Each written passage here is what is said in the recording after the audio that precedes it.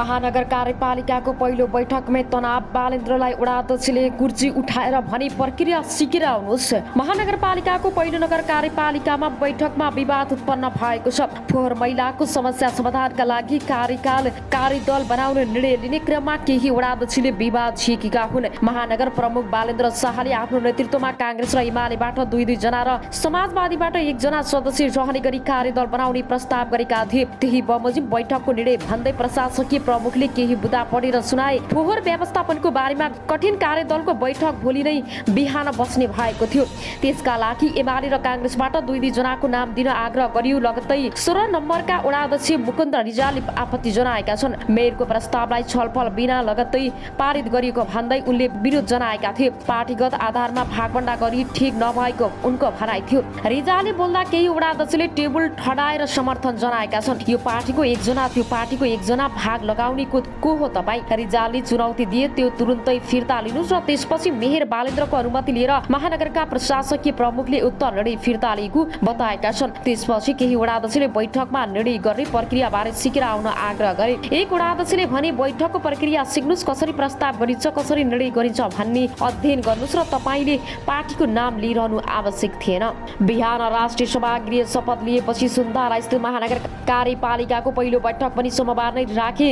तर पहिलो बैठकमा मेयर शाहले वडाध्यक्षबाट नै सञ्चालनको प्रक्रिया सिकेर आउनुहोस् भनेको सुन्नु परेको छ। मुख्य निर्वाचन अधिकृतको कार्यालयले काठमाडौँ उपत्यकाका राजनीतिकहरूको शपथ ग्रहण कार्यक्रममा बिहान 11 बजी राष्ट्रिय सभा गृहमा राखेको थियो। दौरा सुरुवाल र भात गाउने टोपीमा सजिएर मेयर शाह पत्नी सबिना काफ्लेको साथमा कार्यकाल स्थलमा पुगेका थिए। शाहले पत्नी सबिनालाई पनि मञ्चमा लगी कार्यक्रम सञ्चालकले पनि उहाँलाई मञ्चमै आसन ग्रहण गराए। जबकि शपथमा फर्स्ट लेडीलाई शपथ गराउने प्रचलन छैन। मेयर शाहलाई काठमाडौँ जिल्ला न्यायाधीश राजकुमार खतिवडाले नेपालीमा शपथ गराए। शाहले सुरुमा नेपाली भाषामा शपथ लिए, लगतै नेपाली नेवारी भाषामा एकतर्फी शपथ पत्र पढे। उपमेयर सुनिता डङ्गुले नेपाल भाषामै शपथ लिइन्। सोमबार नै नगर कार्यपालिकाको पहिलो बैठक बस्यो। जहाँ मेयर बालेन 6वटा प्रस्ताव राखेर सुरुमा परिचय, त्यसपछि धन्यवाद प्रस्ताव थियो र त्यसपछि उनले फोहोर मैला व्यवस्थापनको प्रस्ताव राखेर आफू शपथ लिनु अघि नै सिडोल र बन्चरी डाँडा घुम्न गएको भन्दै उनले काठमाडौँ महानगरपालिकाको फोहोर जम्मा भएर बस्न गाह्रो भएको तथा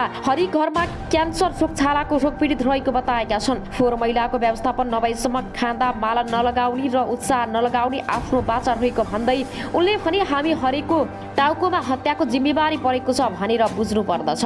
सोलिड वेस्ट ठोस फोहोर बारेमा आफूलाई पनि ज्ञान रहेको भन्दै उनले आधुनिक रूपमा व्यवस्थापन गर्नुपर्ने बताए। 75% फोहोरलाई मलाई रूपान्तरण गर्न सकिने भन्दै उनले भने त्यसका लागि उपकरण ल्याउनुपर्छ। महानगर पनि प्रपोज होला, सिस्टोललाई बस्न योग्य बनाउनु पर्ने र बन्चरी डाँडामा पनि फोहोर व्यवस्थापन गर्नुपर्ने भन्दै बालीले आफू उपमेयर समेत रहेको टोली बनाउने प्रस्ताव गरे। महानगरभित्र रहेका रेस्टुरेन्टका शौचालयलाई सार्वजनिक शौचालयका रूपमा प्रयोग गर्ने पनि उनले प्रस्ताव राखेका छन्। यसका लागि आफूले चेन रेस्टुरेन्टहरूसँग छलफल समेत गरेको भन्दै मेयर शाहले महानगरले सङ्केत चिन्हहरू राखिदिनुपर्ने सुनाए। उनले अघि भने यो काठमाडौँबाट सुरु भएपछि देशभर हुनेछ भन्ने विश्वास छ। आफ्नो चुनौती घोषणापत्र अनुसार गुनासो सुन्न कल सेन्टर स्थापना गर्ने उनको अर्को प्रस्ताव छ। त्यस्तै सडकका खाल्डाखुल्डी पुर्ने, ठहलको जाम हटाउने जस्ता काम गर्न तत्काल 2वटा भौतिक पूर्वाधार एम्बुलेन्स सञ्चालनमा ल्याउने प्रस्ताव पनि राखे। नगर कार्यपालिकाको सदस्य रहेका वडाध्यक्षहरूले मेयरले अघि सारेका प्रस्तावका आफ्ना धारणा राखे। यसअघि पनि वडाले नेतृत्व गरिसकेका वडाध्यक्षहरूले फोहोर व्यवस्थापनको समस्यालाई हलुका ढङ्गले नलिन आग्रह गरे।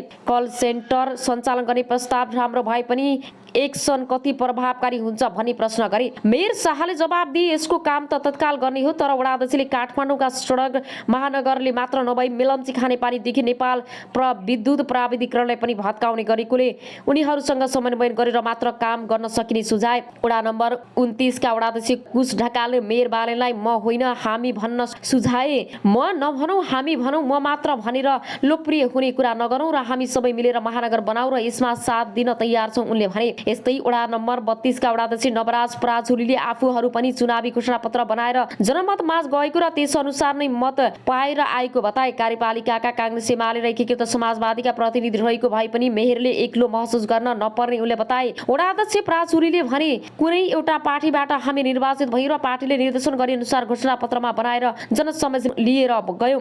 जनताले त्यसकै आधारमा मत दिनु भएर जो निर्वाचित भएर आएका छौँ त्यो घोषणापत्रमा उल्लेखित कार्यक्रमलाई कार्यान्वयन गर्न अब हामी दत्तचित्त छौँ। त्यसलाई सपोर्ट गर्न प्रमुखले उदारता देखाएर सबै जनप्रतिनिधिहरूलाई सहयोग गर्नु पनि खाँचो छ। हरेक काम गर्दा सल्लाह र छलफल गर्न आग्रह गर्दै उनले भरि एजेन्डाहरू आउनुभन्दा पहिला दलका साथीहरूसँग एकचोटि सरसल्लाह गरेर यो एजेन्डा छ कि छ सुझाव भनिदिनुहोस्, त्यसो नभए आउँदा दिनमा अप्ठ्यारो पर्ने वडा अध्यक्ष पराजुलीले बताए। उनले अघि भने प्रमुखजीलाई के भन्न चाहन्छु भने प्लिज बी केयरफुल।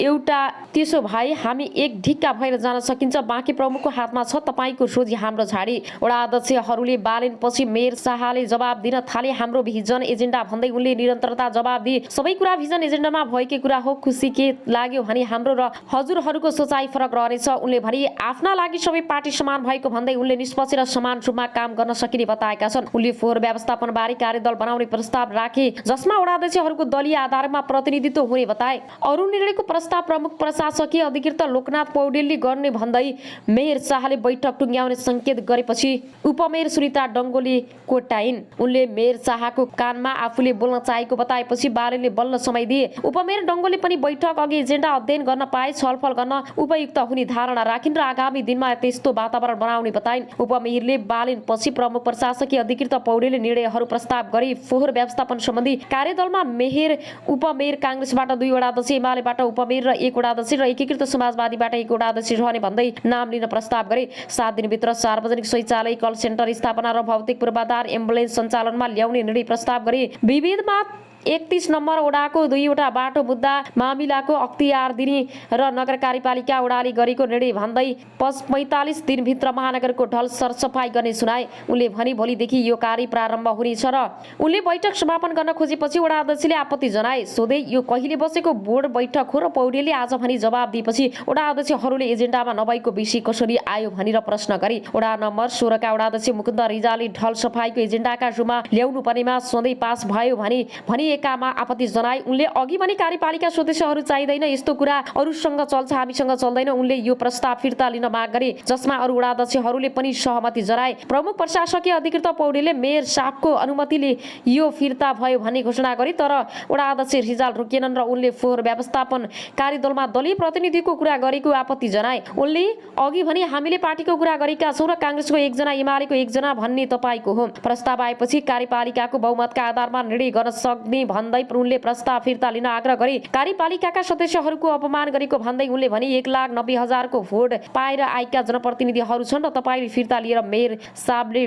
टेबल गर्ने हो। पौडेल हच्किएर मेयरलाई माग दिए। मेयर शाहले पनि प्रस्ताव नै हो भन्दै थुम्थुम्याउने प्रयास गरे, तर वडा अध्यक्ष रिजाल रोकेनन्। उनले अबका दिनमा बैठक उपस्थितिमा हस्ताक्षर नगराए समेत आग्रह गरी उनले अघि भने अब एजेन्डा सहितका मात्र पास हुन्छ। मेयर शाहले एउटै कुरा दोहोरै राख्नु परेन भनेपछि वडा नम्बर 7 का वडा अध्यक्ष विमल कुमार वडा अघि सारेर उनले भने बैठक प्रक्रियागत हुनुपर्ने प्रस्ताव गर्ने समर्थन गरी अनुमोदन गर्ने र म्यानच्युट कसरी गर्ने पनि सिक्नु पर्ने हो त हामीले। अब वडा अध्यक्षहरूले पनि निर्णयको प्रस्ताव गर्न सुझाए। मेयर शाहले ठिक छ भनिरहे। वडाले व्यङ्ग्य गरेर सदस्य बैठक प्रणाली सिक्नुहोस् र मेयर साहब इन्जिनियर हुनुभए ठिक छ, बैठकको प्रक्रिया अध्ययन गर्नुहोस्। स्वतन्त्र भनेर आएको मेयरले नै दलको नाम लिएको भन्दै उनले अनुभवी वडा अध्यक्षबाट सिक्न समेत सुझाव दिएका छन्।